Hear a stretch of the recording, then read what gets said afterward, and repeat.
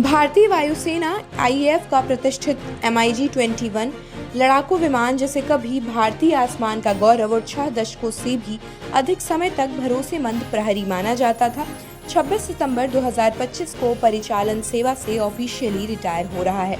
इस ऐतिहासिक विदाई से पहले वायुसेना प्रमुख air chief marshal Amarpreet Singh ने बीकानेर स्थित नाल एयरबेस से MiG-21 उड़ाकर व्यक्तिगत श्रद्धांजलि अर्पित की। यह उड़ान सिंह के लिए इमोशनली बहुत ही खास थी, क्योंकि उन्होंने अपने करियर की पहली परिचालन उड़ान 1985 में MiG-21 से ही भरी थी। उड़ान के बाद उन्होंने कहा, MiG-21 1960 के दशक से भारतीय वायुसेना की बैकबोन रहा है। तेज, फुर्तीला और सरल डिजाइन वाला ये विमान हर उस पायलट के दिल में एक खास जगह रखता है जिसने इसे उड़ाया है।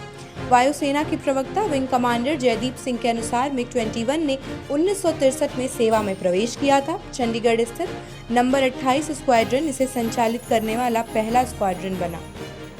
भारत का पहला सुपरसोनिक लड़ाकू विमान होने के नाते इस स्क्वाड्रन को द फर्स्ट सुपरसोनिक्स की भी उपाधि मिली है। MiG-21 ने कई युद्धों में इतिहास रचा।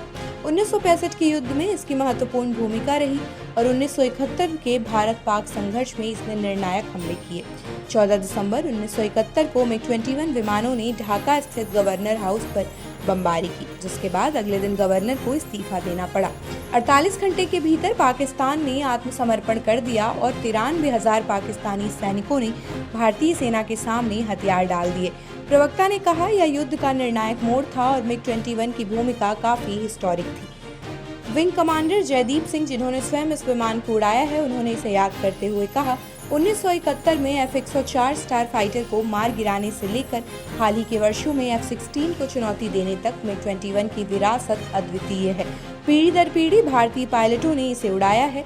हम इस प्रतिष्ठित विमान को बहुत याद करेंगे।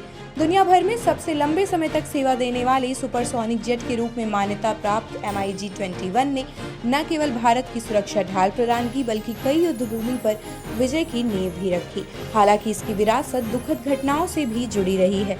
दशकों तक टेक्निकल उन्नयन में पिछड़ जाने के कारण यह विमान दुर्घटनाओं के प्रति संवेदनशील हो गया। अनुमान के अनुसार MiG-21 से जुड़ी लगभग 400 दुर्घटनाओं में वायुसेना ने 200 से अधिक पायलट खोए। इसके बावजूद ये विमान साहस, दृढ़ता और नेशनल प्राउड का प्रतीक बना हुआ है। बैच और नेशनल प्राइड का प्रतीक बना हुआ है।